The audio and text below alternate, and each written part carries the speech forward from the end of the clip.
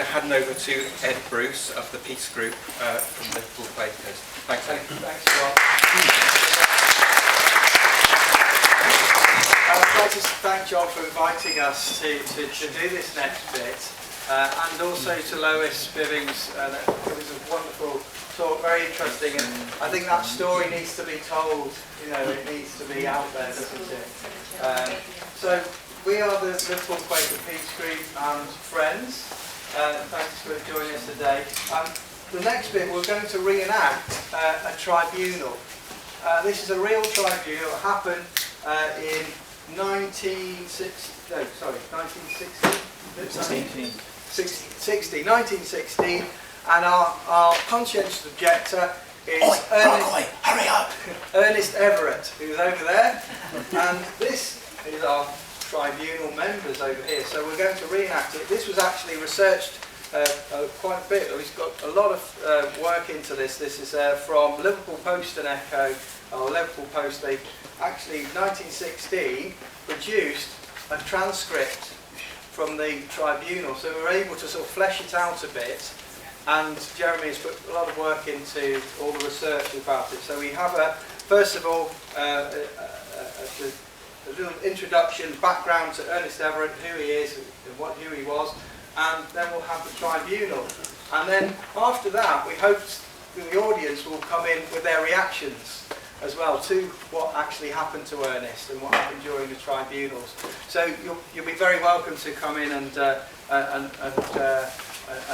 ask questions and give your reaction to the performance as well. I'd also like to introduce Lisa Hoyle from Liverpool Quaker Peace Group, and she will be available if anyone wants to find out a bit more information after the tribunal. Okay, ready to start? Brockway, out! Thank God for that. Welcome, ladies and gentlemen. We are in Liverpool Prison, Walton Jail, to you. The date is December 1917, and we are in the smallest room. And I'll tell you why later. Ernest Everett's my name.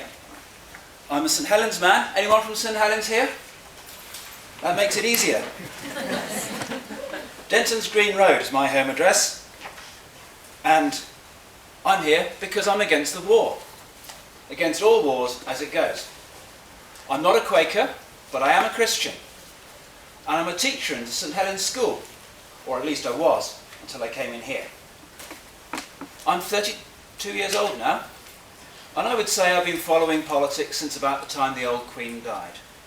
And one of the depressing things throughout this century has been the drive to war.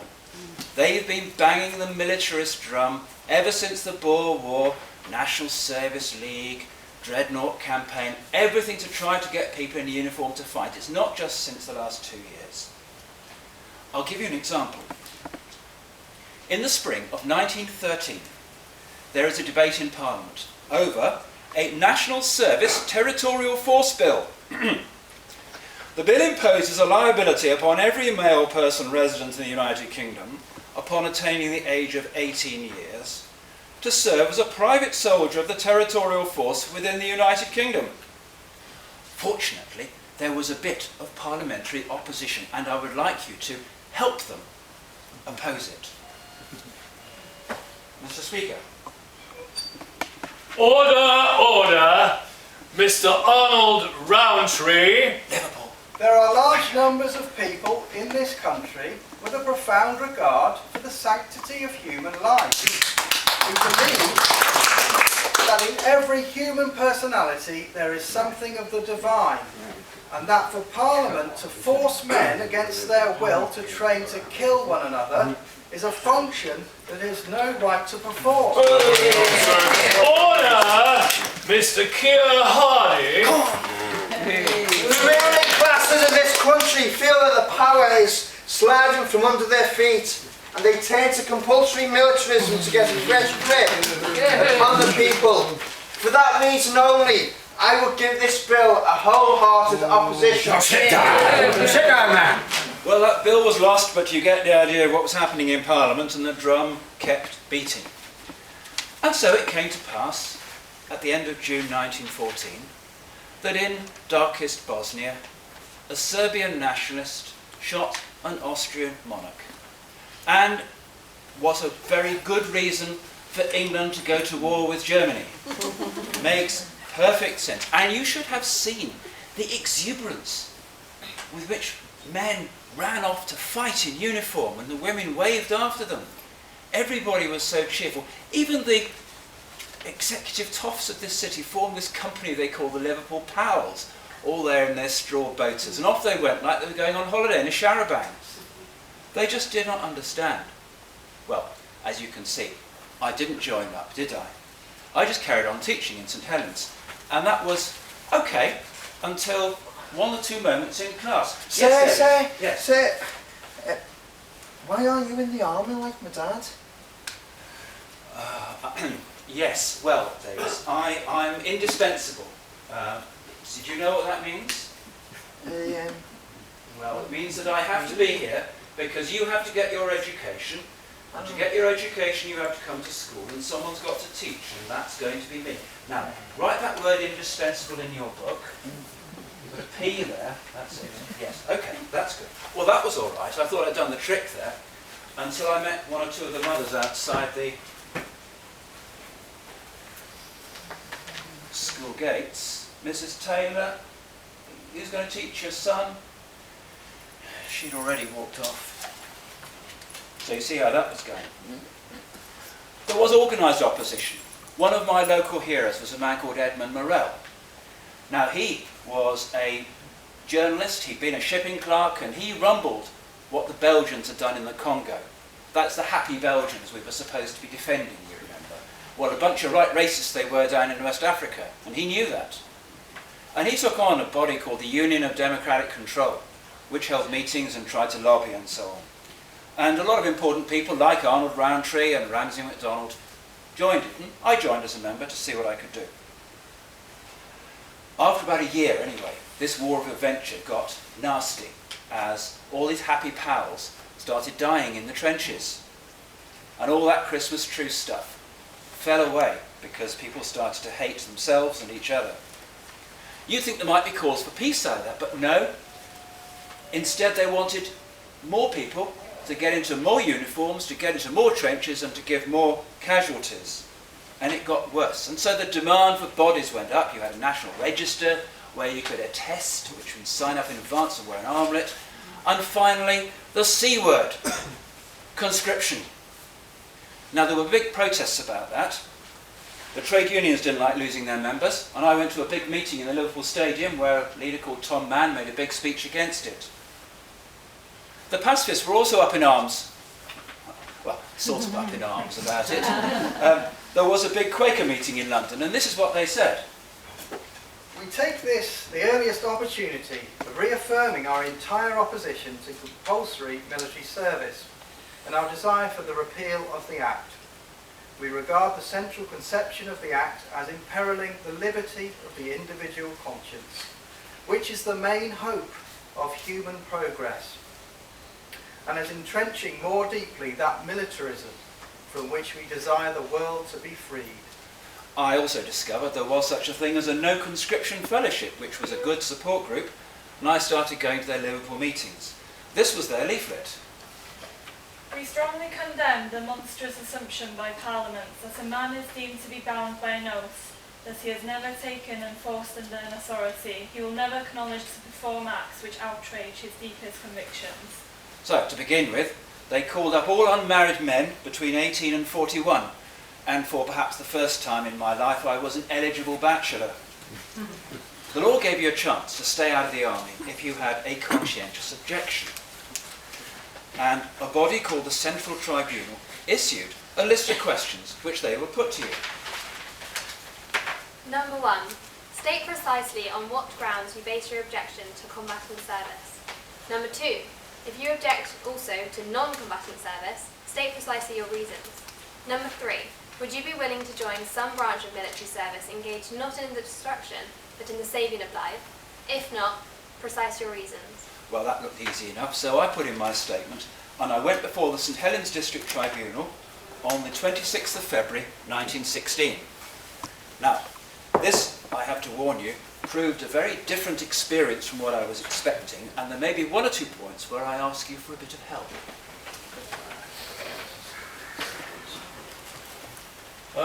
It says in your statement that you are convinced that no exigency could justify the taking of human life, and I could not take part in any indirect service for the purpose of liberating any other man to do what I am not prepared to do myself. Wherever do you get these flowing terms? Or out of my own head. Wonderful. Well, you are very complimentary. Thank you. You said that you have held all these views all your life, and your objection was both religious and moral. You are, I believe, at present attending Hope Street, Liverpool Unsectarian Church, which, you write, is non-dogmatic, but that they do not preclude members from holding these dogmas on the subject of war. In this case, why trouble to go to Liverpool? You can go into the green fields, or into one of the churches here. Right. You get more sympathetic interest there? Yes. Yes. What would you do if anybody gave you a blow on the nose? I would not strike back. Would you offer him the other cheek? I will try. It will be a matter of self-control.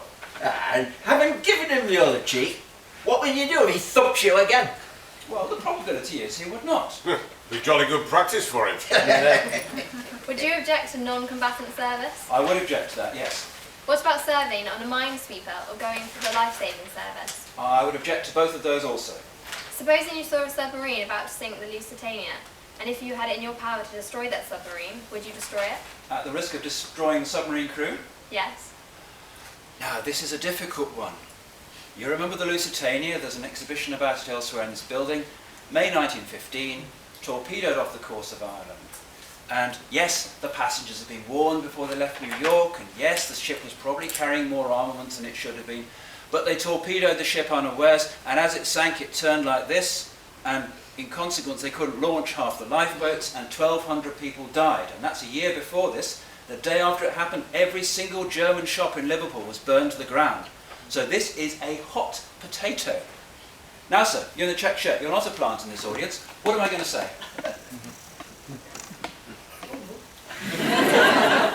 Madam, what am I going to say? I'd say that I couldn't decide, but I still wasn't willing to take part in that. Okay. Yes, sir, you. What are you going to say? What am I going to say? I would say that that was a matter of probably I'd be in devil's advocate. It was a mistake on the part of the Right. Well, let's see what I did say. That would be a sad application of the pacifist view. The pacifist will be obliged to allow the Lusitania to be struck. You have sisters. Would you not intervene to save them from being used as women were used in Belgium?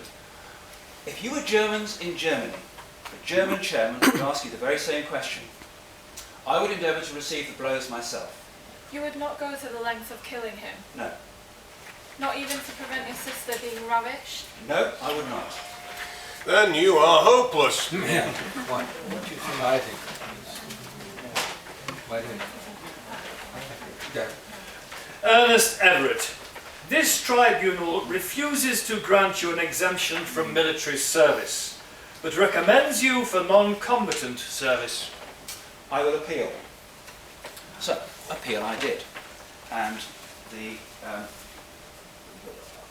about 4 weeks later, on the 21st of March, there I am before the Liverpool Appeal Tribunal, sitting in the centre of Liverpool, and who should be presiding but the Lord Mayor. This appeal tribunal is convened. Mr. Everett, Yeah, you have got conscientious objections. most decidedly, yes. How long has your conscience troubled you? Well, my conscience does not trouble me at all. I suppose I'm rather proud of it. So it would appear. But how long have you had a conscience? I've had a conscience as long as I've been able to think. Against war? Ever since I was able to think, about 16 or 17 years. You began to think at 16. That is about war and general politics, yes. I should imagine that if people were considered to have enlightened views at 16, they would be given the vote. Do you think that you were entitled to vote without taking part in the defence of the country? Most decidedly. On what grounds? Well, let me just jump ahead a little bit and tell you that right now, at the end of 1917, a new election law is being formed, and that contains a clause to disqualify conscientious objectors from voting for 5 years from whenever the war will end. So this again is a bit of a hot potato even now in the beginning of 1916. So again, what am I going to say? You sir in the front, what am I going to say? Better not to vote to kill. That's not so. Okay, sir? What about you, Helen? What am I going to say? I think you would say that also. Okay. Well, let me make a confession. I end up not making any reply at this point. I must warn you, Mr. Everett, that not only has this court power to confirm the decision of the local tribunal, but it has power also to grant you total exemption, or even order you to undertake combatant duty in the army. Right, go for it. Whatever your decision, it won't make any difference to me. I shall not do either combatant or non-combatant service. I shall not do it. So it does not matter in the least what you do or say about it. I don't appreciate the way you address this tribunal, Mr. Everett. May I remind you that you are here to show us that you have conscientious objections, and if you do not, we cannot give you any exemption. Have you been a member of any peace society? Yes, a member of the Union of Democratic Control. It is not actually a peace society, but it is something of that kind. Now, did you ever join a peace society prior to the war? No. Has your conscientious objection been there before the war? Yes. No.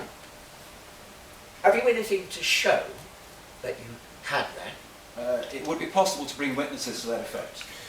You are a teacher to the St Helens Education Committee. Do you teach conscientious objection? The curriculum under which I teach does not introduce those matters. You teach loyalty, don't you? Well, if you understand by loyalty adherence to nationalism, I do not and would not teach that sort of thing. You teach your children to fear God and honour the king, I hope.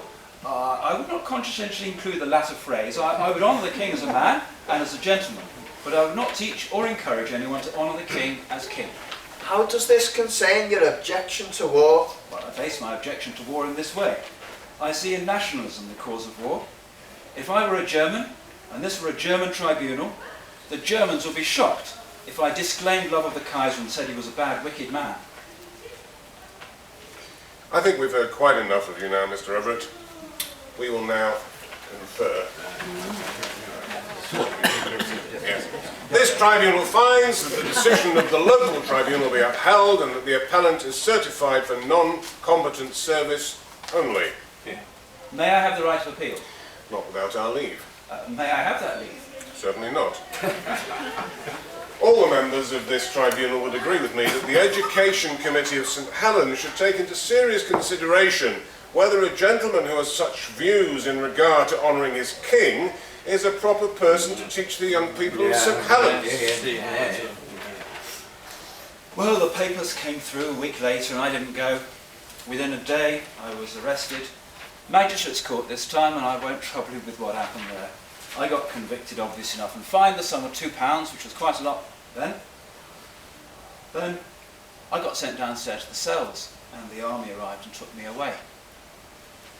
They took me to Warrington Barracks and gave me a uniform. Well, I wasn't going to put it on, but they took off my clothes, and I'm not walking around with nothing on. And then they sent me off to the non-combatant corps in Abergele. Next day, we get told to fall in for fatigue duty. I said I wouldn't. Well then, of course, the fun started because the corporal called the lieutenant, who called the captain, and I ended up on a charge before the colonel who tried me at court-martial. Again, I won't trouble you, I got convicted and 2 years hard labour and off to prison for hard labour there. All hell broke loose outside. Bertrand Russell wrote a leaflet about me. I still carry it round. The sentence was 2 years hard labour. Everett is now suffering this savage punishment solely for refusal to go against his conscience. He is fighting the old fight for liberty and against religious persecution in the same spirit in which martyrs suffered in the past. Will you join the persecutors? Or will you stand with those who are defending conscience at the cost of obloquy and pain of mind and body? 40 other men are suffering persecution for conscience sake in the same way as Mr. Everett. Can you remain silent while this goes on? 500,000 copies were made of that leaflet, all up and down the country, and people went to jail just for giving it out. My name was mentioned a couple of times in Parliament, and soon afterwards, whether it was for that or some other reason, my sentence was quietly reduced to 112 days. It wasn't just me that was finding it tough. Extra! Extra! Liverpool Echo, 9th May 1916. The Chamber of Commerce scheme has provided that a reasonable number of the most indispensable men who are carefully selected should be transferred into Group 46. Into this last group, you have accordingly been placed, there have been placed, most of the men of exceptional value to the commercial life of this city. And it has been stated that their number exceeds 20,000. How many? Exceeds 20,000. Shut up, Everett. The bargain made with the military representative has been that these selected men should remain in their business calling until Group 46 was wanted. But it was never expected that the summons would come anything like as speedily as this, and there is now lively perturbation in commercial circles. Fortunately, a way out must and can be found to the difficulty, and the proposal that finds favour is that the old bargain should lapse and that a generous exemption period should be given instead to these indispensables. So, individuals like me, teachers and the like, were not indispensable, and we went to prison. And 20,000 like them were quite happy singing the patriotic songs and sending the women out with white feathers. But they were hiding away in Group 46 and then looking for generous exemption periods. Now, I may get into trouble for saying this, because it may be your ancestors I'm talking about, but who are the cowards here? Anyway, a bit of time off for good behaviour, and I was out by the end of July 1916. But, of course, then it just started again, didn't it? Because I was still of military age, I was still an eligible bachelor, and the news from the Somme was not good. So they came for me again. This time they were a bit more subtle about it. I got put on some Home Office scheme. Shall I just tell you, that did not work out, and I ended up being court-martialed again about 3 months ago. And so, back in the jug again, here I am. And why am I here bright and early this morning? Well, there are a lot of pacifists here in Walton. You just saw Brockway earlier. That's Mr. Archibald Fenner Brockway to you. He is a journalist and a politician, and he's secretary of the No Conscription Fellowship. And in real life, he's an editor of a newspaper, the Labour Leader, when he's on the outside, which is not very often these days. Nevertheless, he started a newsletter for us Conscious. It's written on scraps of paper and it comes out 2 or 3 times a week. You hear about it just like that. The warders don't know about it, and it's written on scraps, and it is usually hidden in here. So, that is why there's a big queue outside of prisoners holding their stomachs and pretending they ate something bad the night before. All right, all right, I'm engaged on important work of national security. So, one moment. I'm on you, beauty. Yes, hot off the press. One moment. What have we got here? Bit of a turnaround in Russia. Bernard Russell agrees with the Pope about conscription, or should I say the Pope agrees with Bertrand Russell? It's probably that way round, isn't it? Oh, look, here's a poem. What's this say? One of our October issues appears to have been used for unauthorised purpose paper. So, yeah, all right. Some readers may therefore have missed the tribute to Mr. Edmund Morrell. We are pleased to issue a duplicate copy hereunder. Please do not lose this one. Now, let's have a read of this. Great friend of justice, liberty and right, champion of truth, inviolate and free, the purity of thy integrity will bear thee succour in thy present plight. But what a sorry and inglorious sight England presents where men have eyes to see, in persecuting such a man as thee. How foolishly she sins against the light, tortures of dungeon, rack and prison cell, so to reveal the majesty of mind which yet will shape the ruins of this hell, and raise the great republic of mankind. Then amicable peoples, none oppressed, will gladly honour thee, prophets true and blessed. Great poem, great man, great cause. Well, that's my lot. Better put this back so someone else can.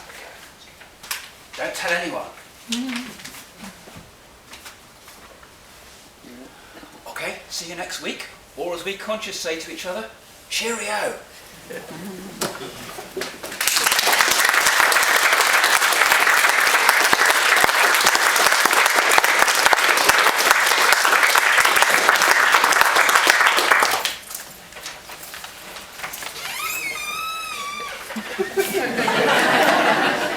We said we would take questions or anything like that, and Lois, if you want to come up and field anything further. Did he get his job back after all?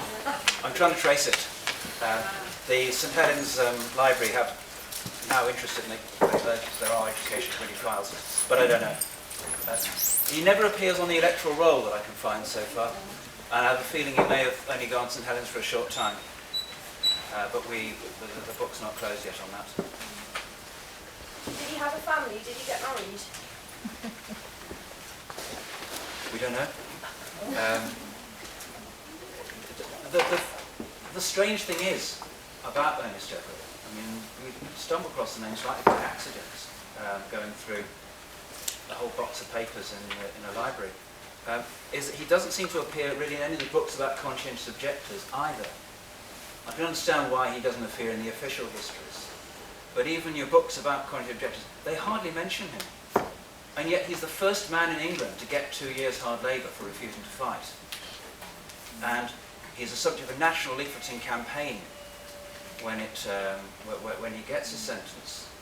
But he just doesn't get the good publicity of Stephen Hopkins and Clifford Allen and Gunnar Rockby and so on. Perhaps he didn't want that notoriety, and after the war he just went off somewhere else and started a new life, which is why you've been unable to trace any further details. That may well be. We found there is some archive material at the library in Leeds, which is deposited by what looks like a member of his family. But that's all we know. And it may well be. People come out and think, well, I've done my bit, and I just want to be free of it. Yeah, it's Could I ask Lois, was that a common fate? Do you think they had to move the area? I'm not sure about whether it's common fate, but what I wanted to pick up was that actually quite a lot of the objectors, whatever their objection, were uncomfortable, particularly with what Alan did. They felt that some of the objectors, particularly those who went on hunger strike, not all of them, but some of them, were revelling in the sacrifice in a way that was very uncomfortable for some Christian pacifists in particular, that they were bringing suffering upon themselves rather than, and trying to make themselves into martyrs, rather than, and for the political cause making themselves into martyrs. So there were those who didn't want to be high profile, so maybe he just didn't want to be high profile, and that was his particular view. There was a case in Runcorn, not very far from of a civil engineer who worked for the local authority.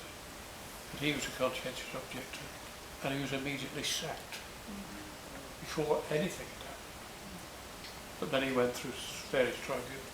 Don't know what happened to him in the end, but it was something I picked up when I was researching the local paper for something entirely different, as you do. Yeah, Ernest was probably lucky to go on with schools, because most teachers got Yes. chucked out before they ever got to claim anything. It's one thing we're going to try and find is whether that letter from the Lord Mayor was ever actually sent to say, do not employ this man, because that obviously would put a blot on But there was no employment protection in those days at all. well, no, certainly not up to that. Relatively recently. And a letter with that sort of on that letter saying do not employ him, you'd be finished with all sorts of reasons. It is interesting in seeing some of this that a lot of the people involved in the conscientious objection protest were trying to make sure they weren't treated as a special case. And Stephen Hobhouse was an old Etonian and was always prepared to make exception, like that Lord Derby quote, right? Yes. Saying, yes, I'd be happy to liberate him. Didn't. But said it would be nice if he could. And Stephen Hobhouse and his immediate family were saying, well, don't treat him as a special case because he isn't. And the Quakers had this too, because generally speaking, when they went to tribunal, they believed them. You're a Quaker, well, you must be against war because you're supposed to be, and so we're going to be generous towards you. And the Quakers were saying, don't make us a special case. There are people in exactly the same position of us who aren't Quakers, and we don't want to kind of fall out of unity with them. So maybe people were ducking into the publicity because they were concerned they were likely to be shown a favour when they felt they didn't deserve it. And there were all sorts of differences differences between the men and the women who supported them and worked for them about what they actually wanted. Some wanted conscription to be abolished, some didn't want them to be a war, some wanted the conscription clause to work. But that meant that their goals were very different. And some people just wanted to bear witness to their beliefs. Did they, as before the tribunal, have any legal representation? Was it constituted as a legal entity, this tribunal? If so, wouldn't they have some kind of... Yeah, it was a legal body. It was very rare to be represented, and right through the history, certainly in terms of national service, the view was that it was better not to be represented, certainly by a lawyer, maybe by someone who had some religious stature, that was okay, but the idea that only you could bear witness to your own conscience. So employing a clever lawyer or being briefed in any way was seen as quite a negative by everyone for different reasons. So it's really rare to have legal representation. Take the tribunals were all men. Initially they were all male. As the war progressed, there were some women. Initially they didn't really think about age as an issue.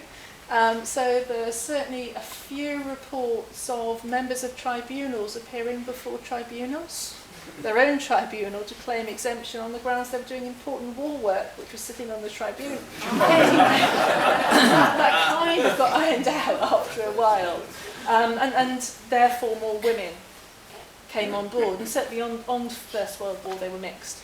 Was there a direction of labour into munitions? If there was, that would be the reason that Britain would object. Are you with me? Sorry, in terms of... well, if there was a direction of... They could direct labour, I think. Yeah. And they could direct women into munition work. They would probably object because of what happened to munitions when they left the place. Certainly in Second World War there were female objectors, but in First World War there was just no compulsion, only applied to the military and to men. Right. So there was no facility for forcing a female to do anything legally.